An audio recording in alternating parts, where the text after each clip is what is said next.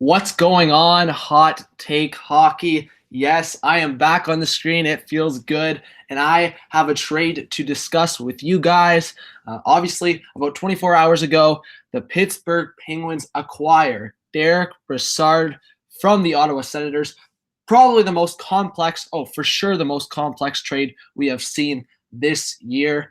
And not only do these two teams get involved, another team, the Vegas Golden Knights, come in. It's a three-team trade. So I'm going to discuss this trade, the details of it. Of course, Mitch Mullany could not be here for this video, but we're going to get a whole bunch of people on our channel. As I said, we're going to do a coverage of the trade deadline up until Monday at 3 p.m., as well as recaps for that.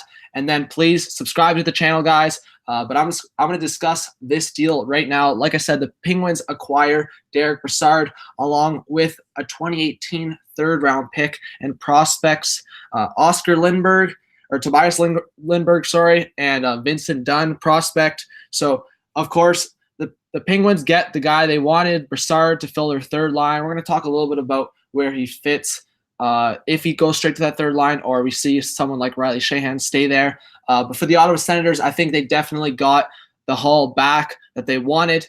They get prospect goalie Filip Gustavsson. I'm going to talk a little bit about Gustavsson. This guy named the best goalie in the World Juniors a year ago. So they get that piece. They get the first-round pick as well. They also get a third-round pick.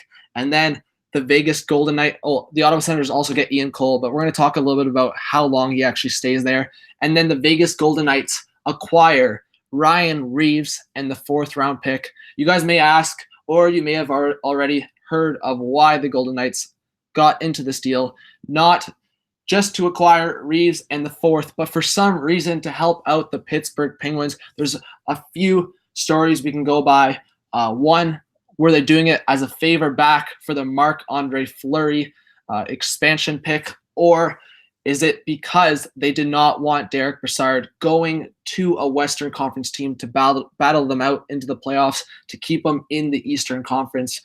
There's two different things we can look at on that side of things. Please, guys, for you joining, hit up those comments. We're going to talk about this deal in complex form. So look at the Pittsburgh Penguins side. So you look at that line combinations of Riley Sheahan, Phil Kessel, and Jake Gensel. Do they switch that line up, or do they keep that running and have Derick Brassard as their fourth line center along with Connor Sheary and possibly a guy like Simone or Ashton Reese?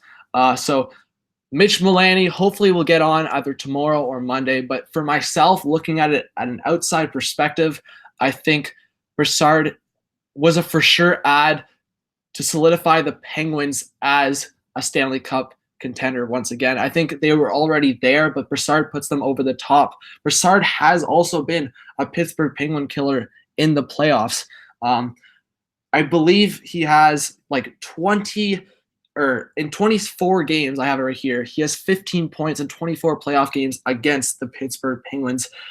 Out of Eastern Conference players, he is the third highest point getter in current NHLers. This guy is a playoff guy. You saw him with the Rangers 3 seasons ago. He had a season high 27 goals. He can put up points. He's a solid second-line center on most teams. Obviously, on this Pittsburgh Penguin team that has Crosby and Malkin, he's a third-line center. But this was a great ad for the Penguins. But I'm going to talk a little bit about, they got the third-round pick. They got Lindbergh. They got Dunn. But those aren't pieces that they really cared about. They got Brassard they wanted. But what they gave up and what the help they got from Vegas is the key parts of this deal for me.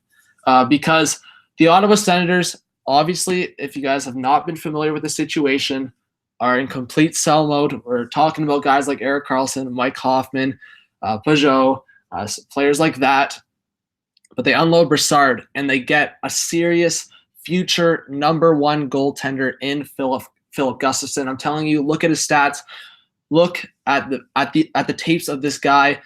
He doesn't even have a winning record right now in Sweden. He has like an 8-9 record, but he's still posting just over 2 goals against average, as well as like a .920 save percentage. So this guy is definitely a great add for the Senators, as well as they also get a first-round pick. And then they get Ian Cole as well and another third-round pick. So Ian Cole, and I've said it to a couple of people, I believe the Senators could get a second-round pick from Ian. I think that's definitely a crazy return for a guy that's going to play third-line minutes on the Pittsburgh Penguins. But like I said, the Pittsburgh Penguins needed him to be just a step up from Tampa Bay in that Eastern Conference. And you could also say the Boston Bruins. So that part of the deal I've talked about. But look at the Vegas side. So the Vegas Golden Knights retain 40% of Brassard's contract. So if you guys don't know much about the salary cap, in terms of retaining, so basically you can retain twice on one player. So what could have really happened? And I think this is why the trade got rejected. The trade did get rejected a couple times, but I think what happened was the trade got rejected because I think there's some rule in place where in the same deal it can't happen. I think what happened originally was the Senators were going to retain some of that contract, and then the Vegas Golden Knights were going to retain more on the same trade. But what ended up happening is the Senators retained nothing. The Vegas Golden Knights retained the whole 40%. They could have retained 50. They retained 40. So that means for the next 2 seasons, they hold $2 million off of the cap of Brassard. So that means the Pittsburgh Penguins only have $3 million against their cap for Brassard, and there's other money involved exchanging in that sense. But only $3 million for a guy that should be a second line center on most teams, third line for the Pittsburgh Penguins. I think that's a very good piece of that trade for the Penguins. But then again, I think the Senators won this deal. In my opinion, I think the Penguins would be as successful, but at the same time, Brassard just puts them over the top. But I really like this for the Senators. We're going to see what happens. If they get rid of Peugeot and Zach Smith, their center depth is going to be insanely thin. You have a guy like Matt Duchene there, and then it goes all the way down to the same level like Logan Brown for next year coming into the next year's season. So, but I really like it for the Ottawa Senators. They can really retool this team if they wanted. If they get a serious return for Erik Karlsson, they wouldn't even have to do a rebuild if they got Dahlin in the draft. They would be good next year, I believe, if they get a really good return for Karlsson, because you're seeing a first, second, third, or I keep saying the second, but I do believe they're going to trade Ian Cole, and I do believe it's at least a second-round pick, especially where the market's going, and especially that a defenseman in the top 4 caliber has not been traded yet. Obviously, for a contender, Ian Cole will not be on that top 4, but he has the caliber on the bottom half of the league. So that's basically my analysis on this, guys. I think, like I said, Brassard, 15 points in 24 games against the Penguins. Now he's on the Penguins side. I think all 4 right down the middle, Crosby, Malkin, I gotta say it in order. Crosby, Malkin, Brassard, Sheahan. I'm gonna leave that to Mitch Mullany, whether or not, if hopefully he gets on before they make the decision on Sullivan's part, if they keep Sheahan with Kessel and Gensel, or if they put Brassard up there and bring back the HBK line. So basically that's my analysis, guys. I will look to the chat and give a shout out to Dallas Netherton, give a shout out to the 3 siblings, and give a shout out to Anthony Hockey.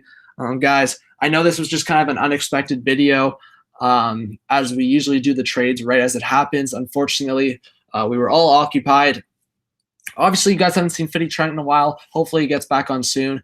Mitch was busy, but we're going to get him on for some analysis for what trades the Pittsburgh Penguins make. Obviously, if the Toronto Maple Leafs make a trade like Ryan McDonough, you'll see me on. So I definitely think this trade deadline is going to be better than we've seen in the last couple of years. I know there's already reports that Rick Nash is not playing today.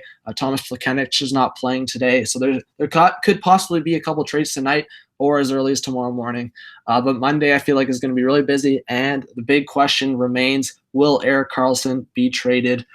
Who knows? Will he go to San Jose? Will he go to Tampa? Will he come to Toronto?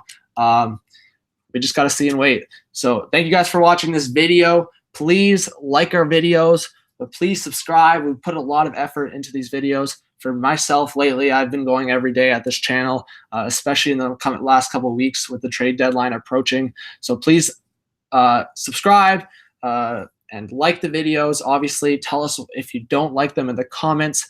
Tell us what you do like in the comments, as well as stay active. Visit our live streams, and we're going to be posting videos. And I promise you, every time there's a trade, a significant trade, like I don't think we're going to do videos on a Brandon Davidson for a 3rd round pick, as it happened today. I don't think we're going to do videos for trades like that. But most or 100% of the significant trades, and then other trades, we will do videos right away for that. I can assure you that. So subscribe, like, and comment. And Derick Brassard to the Pittsburgh Penguins. The Ottawa Senators get the haul. And in the description, like I said, the Vegas Golden Knights do them a favor and get Ryan Reaves. So thank you guys for watching. And I'm going to say it again. Subscribe, like, and comment. And peace out.